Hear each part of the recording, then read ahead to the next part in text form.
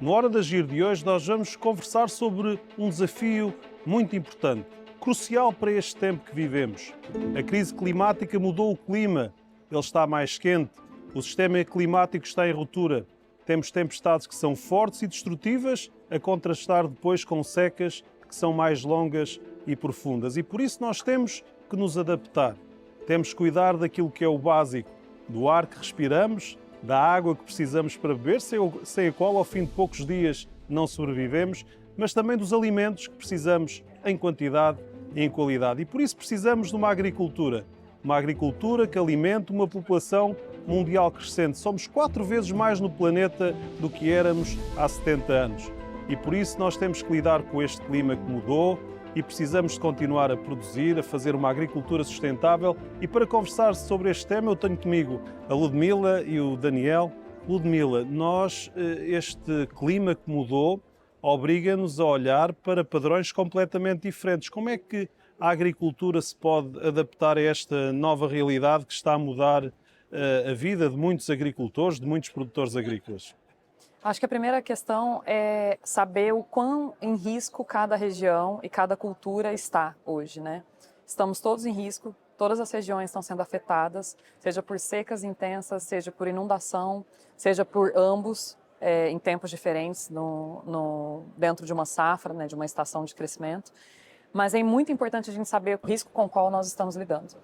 E uma vez sabendo esse risco, a gente precisa aceitar que isso está acontecendo, que esse é um problema muito grave.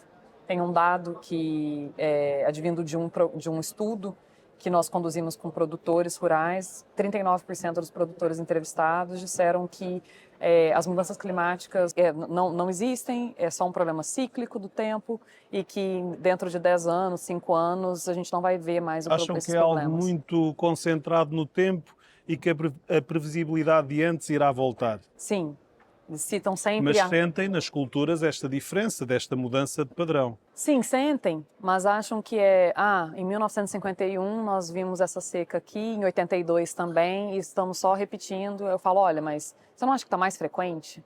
Está mais frequente, mas em 5, 10 anos isso vai acabar. Então essa é uma barreira muito grande, a adaptação. E uma vez aceitando que existe o risco, que é necessário adaptar, aí a gente tem uma série de coisas que podem ser feitas, assim.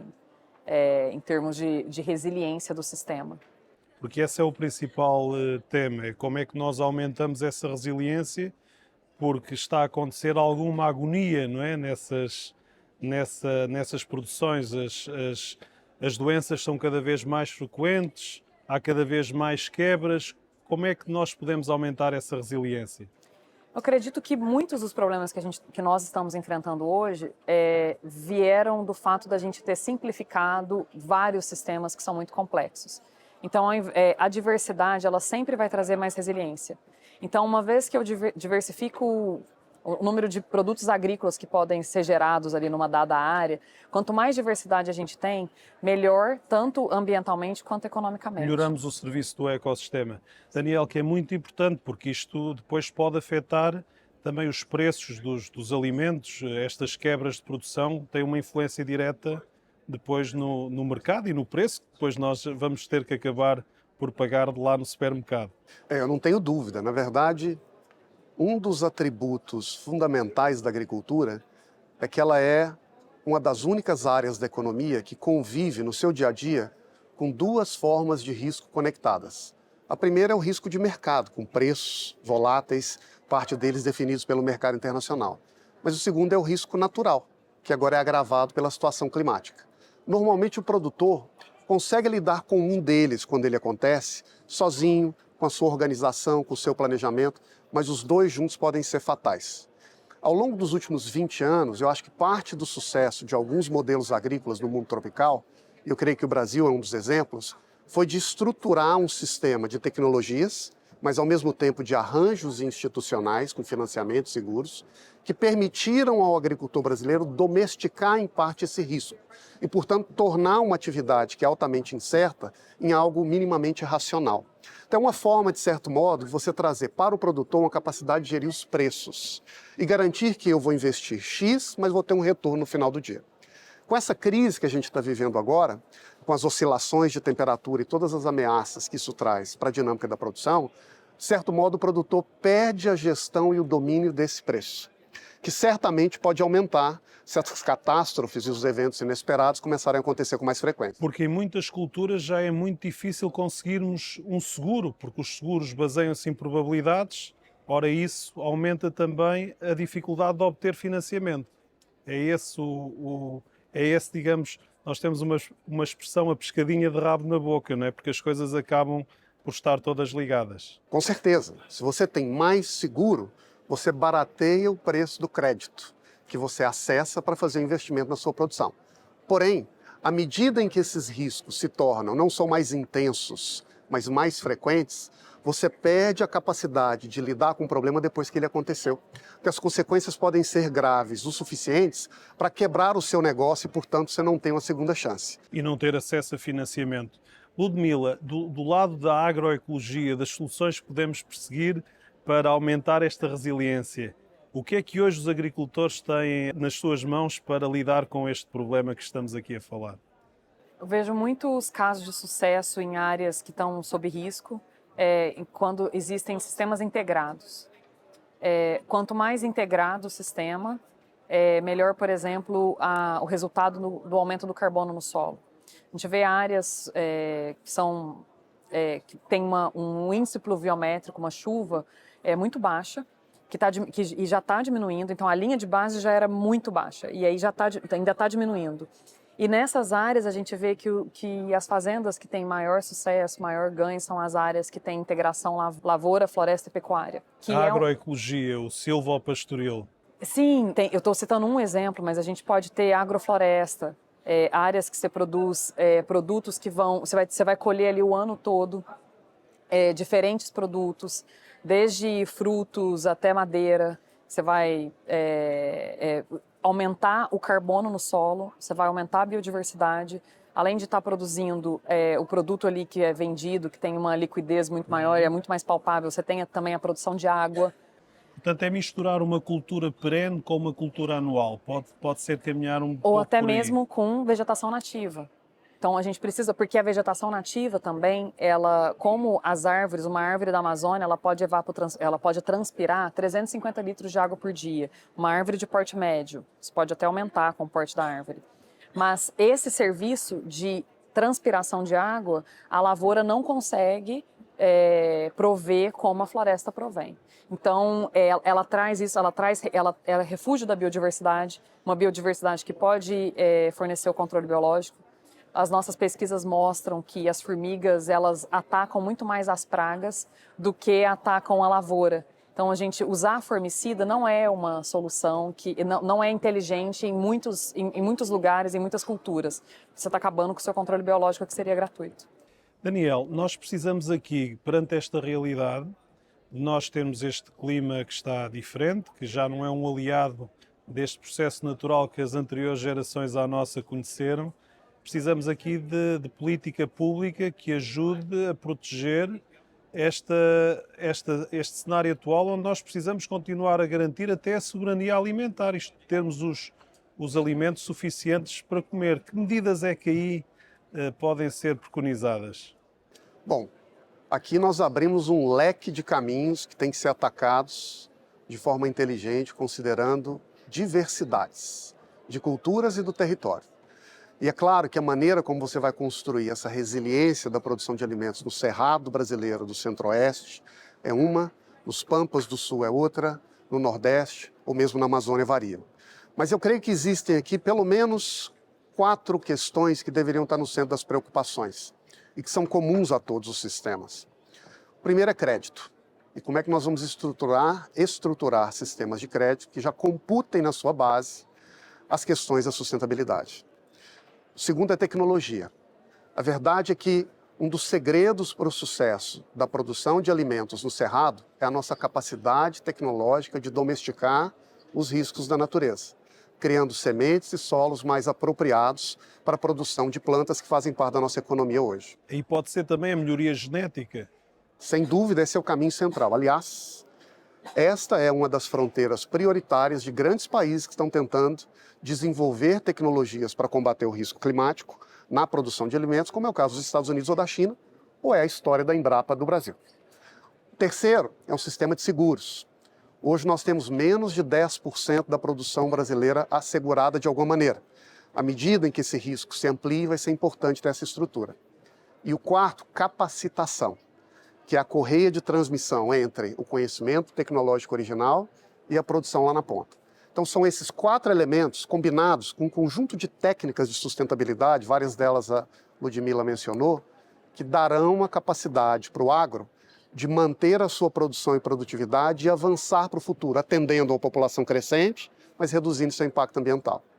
Ludmila, nós temos aqui neste tema da capacitação um tema muito importante, porque as grandes empresas industriais já têm muita ciência envolvida no seu negócio, mas depois há o pequeno e médio promotor que precisa de ter acesso ao conhecimento. E tens trabalhado muito também nesta área, mesmo no terreno.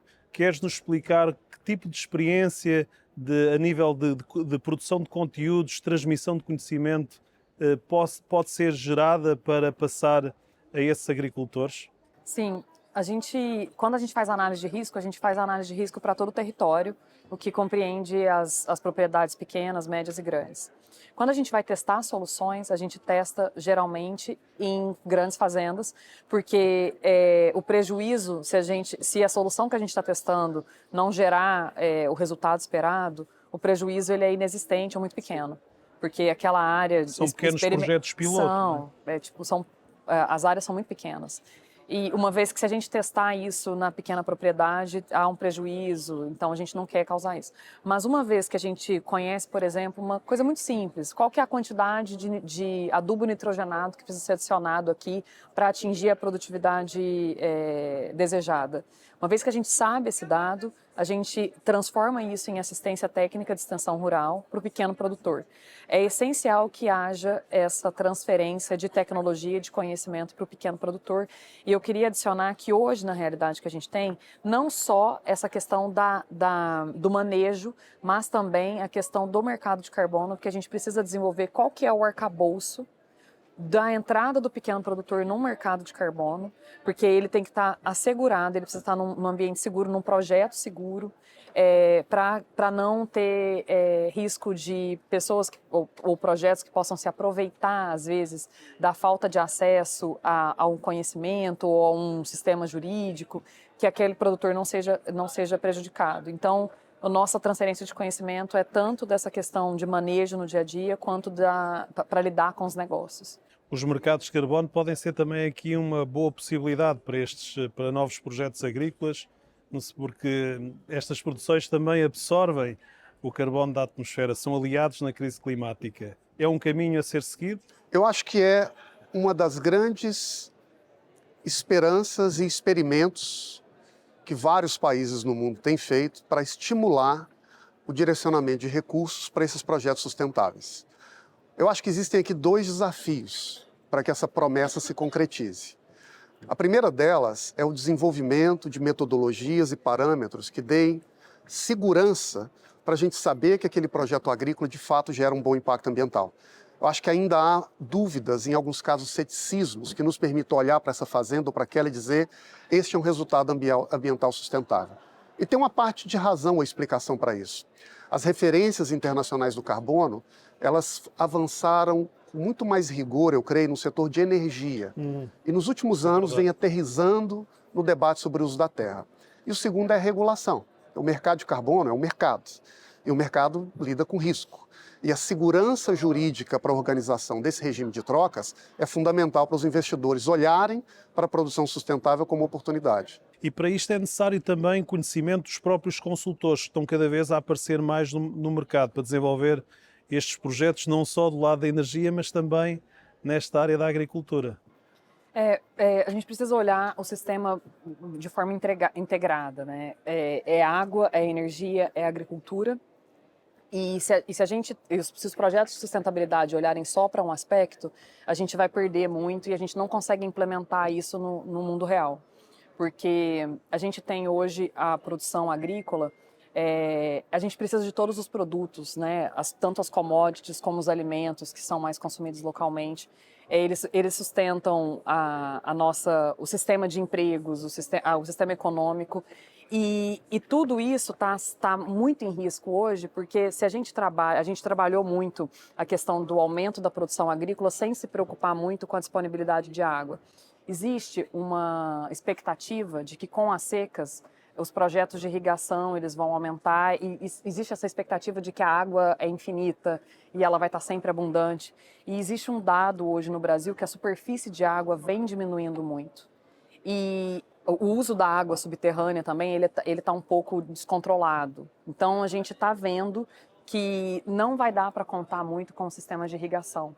O Daniel falou essa questão do melhoramento genético e para a gente é um desafio muito grande, porque existem vários tipos de seca diferentes e aí você tem que encontrar o código genético da planta para lidar com aquele tipo específico de seca que acontece naquele período específico de desenvolvimento. É quase uma loteria, mas a gente precisa lidar em todas as frentes para a gente conseguir lidar com o problema. Daniel, nós cada vez mais vamos ter dificuldade com esta incerteza do financiamento e com este risco climático associado a ter estas verbas para poder fazer investimentos que antes se podiam fazer, como por exemplo estes sistemas de irrigação que permitiam dar à planta aquela água. Hoje temos que caminhar mais no sentido destas soluções naturais ou ainda vai haver espaço para a realização destes investimentos? Eu acho que tecnologia é fundamental e indispensável. Não significa que a gente deve, pelo avanço tecnológico, abrir mão da preocupação com o conhecimento da natureza e de seus mistérios. Mas há um espaço para o avanço tecnológico que nos permita ampliar a produção, produtividade, ao mesmo tempo reduzindo o impacto ambiental. E, aliás, eu creio que uma das grandes promessas agora é justamente o avanço dessas máquinas inteligentes que funcionam como computadores num pasto ou numa área agrícola, que tem uma imensa capacidade de absorver dados e direcionar o uso de recursos naturais com uma precisão incrível. Portanto, é aliar tecnologia ao serviço do ecossistema, manter o ecossistema integral, mas ao mesmo tempo aproveitar a inovação tecnológica. Conciliar a inteligência humana com a natureza e com seus limites. E fazer isso um casamento produtivo que nos permita fazer muito mais com muito menos. Obrigado, Daniel. Obrigado, Ludmila, por terem estado nesta Hora de Agir. Uma Hora de Agir que hoje falou sobre algo muito importante. A resiliência na agricultura. Adaptar-nos a um clima que mudou. Para resolver a crise climática, nós temos que parar de despejar este lixo gasoso da atmosfera, da queima do carvão, do petróleo e do gás natural. Um dano que foi criado, concentramos uma enorme quantidade de gases com efeito de estufa, que faz com que as temperaturas já tenham subido mais que 1,5 graus centígrados. 2024 tenha sido o ano mais quente de sempre, desde que há registros em 1880, e que novos recordes de temperatura, apesar de todos os avisos da ciência, apesar de toda a sensibilidade, novos recordes continuam a ser batidos todos os anos. E por isso precisamos de cuidar desta descarbonização da economia, mas ao mesmo tempo adaptar-nos a este ano. Nada melhor do que cuidar deste triângulo energia, água e alimentação. Na energia, avançar para as energias renováveis. Na água, para mais eficiência hídrica e para gerirmos melhor este recurso num tempo em que a água já não está disponível da mesma forma. E alimentação, termos alimentos em quantidade e em qualidade para comermos todos os dias, alimentação saudável que devemos também prosseguir na nossa dieta. Foi tudo um tema para este Hora de Agir, onde nós falámos sobre esta resiliência, esta adaptação a um clima que mudou e nós já sabe, temos um novo encontro marcado já na próxima semana. Um abraço amigo e até lá.